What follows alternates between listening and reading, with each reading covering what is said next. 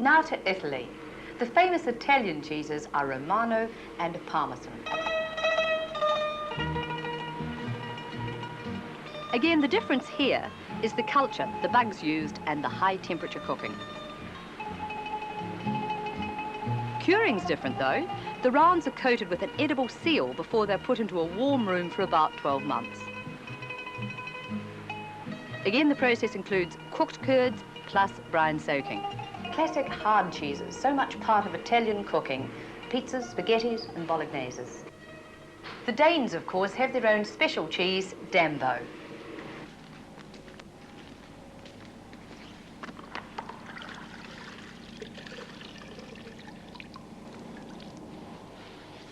Dambo is constantly smeared with a delicate whey solution for 4 weeks.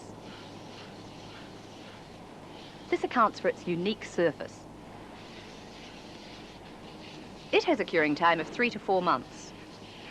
Greece, the original home of feta, and possibly the original home of our first ever cheesemaker, that goat herder. Feta is often called the pickled cheese. It's an appetizer and cocktail cheese, and it's great with a beer. Now, though it's soft and crumbly, it should be able to slice nicely. The feta process is different from most.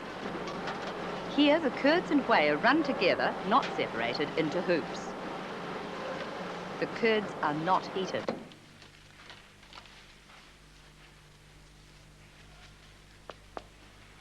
Over a period of 2 days, the cheese is drained and salted.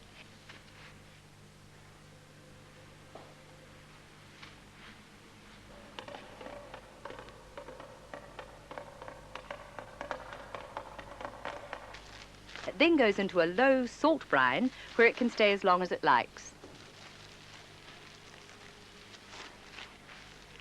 In Greece, feta is sold by the retailer dunking his hand in a bucket of brine to take a hunk that's all dripping with brine, and he plonks it on the newspaper and wraps it up just like that.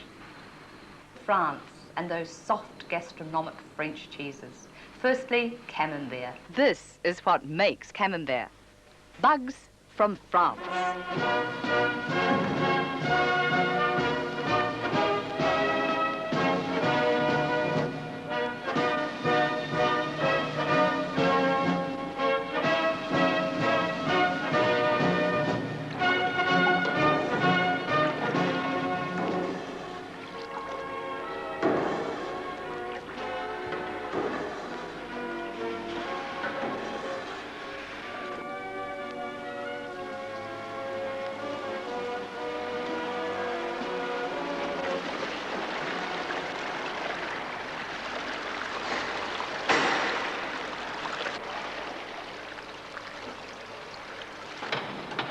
These plastic things are called hoops, imported from Europe.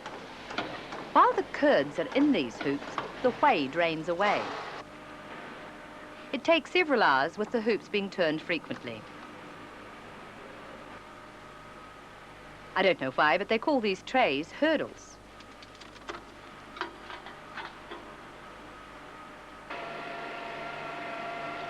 The cheeses are in the brine for approximately 25 minutes.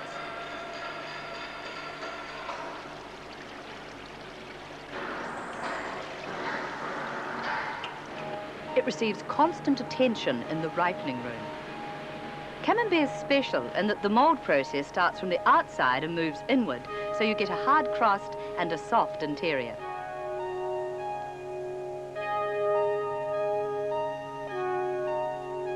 It's not until the 5th day of making that mould starts to appear.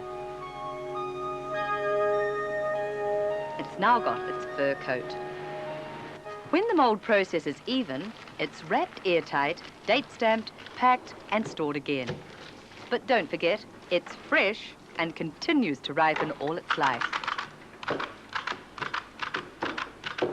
Imported camemberts have added inhibitors that stop the ripening. You'll soon notice the difference between a fresh and an inhibited one. The fresh one is a more subtle and delicate product. In other words, it's a superior product. But because it's fresh, it does require special care and handling. It must be bought and used by the correct date. And the New Zealand Royal Tasman Pack very carefully and specifically tells you how to look after this cheese. The French prefer fresh camembert, and you will too, because in comparison, the imported tinned one is rubbery and tasteless. The brie has a more delicate flavour than the camembert and a slightly thicker crust. Its colour is similar, but its texture is more flowing and honey-like.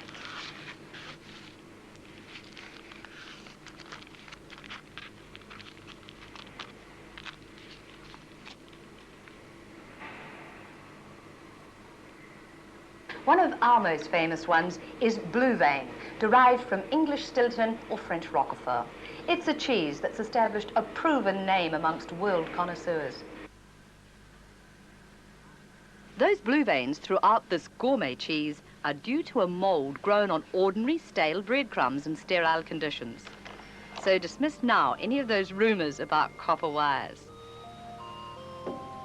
Each flask of breadcrumbs is inoculated with mould spores, and the flasks then go into incubation for 10 days. This is when that critical blue vein really starts.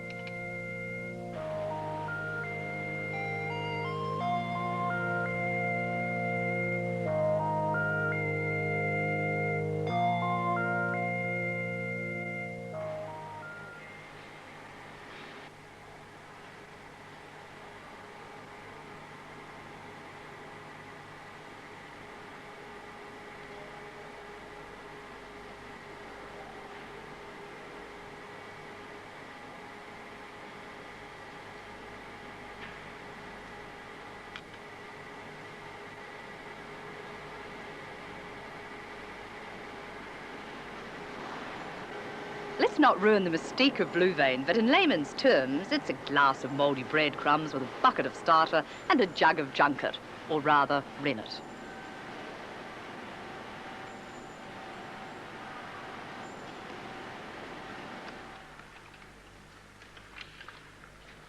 The blue vein salting process is an art form. This cheese is indeed handcrafted. Every day for 5 days, each blue vein is salted.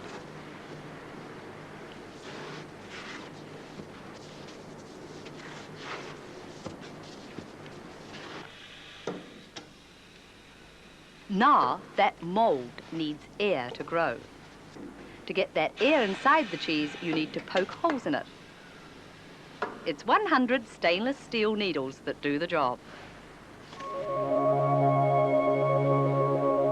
In France, they still consider caves the best environment for the mould development. Here, we adapt to a humid room. Each cheese is turned regularly to sustain its shape over a period of 3 to 4 weeks. One of the most important aspects in selling blue vein is knowing how to look after it. The foil-wrapped segments go into plastic bags, which ensures a shelf life of 8 to 9 months. Don't remove these bags until you're about to sell.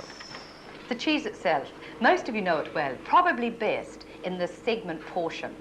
It's got a rich, piquant flavour, excellent as a cocktail or appetizer cheese, and beautiful in sauces, garnishes and mayonnaises. However, we do recommend that in store you merchandise it from these containers, because blue vein does sweat. However, there is a little cloth at the bottom of these containers to absorb that moisture. Gruyere, the king of cheese. Gruyere is smooth and easy to cut. Its colour is ivory to light yellow with glistening holes distributed throughout the cheese. Its aroma is unique and the flavour's a delicate, nutty, sweet one. It probably is the finest cheese you could put on your cheese board, and as you well know, the Swiss used it as the basis for their famous fondue, and I could guarantee it's probably still the best cooking cheese around.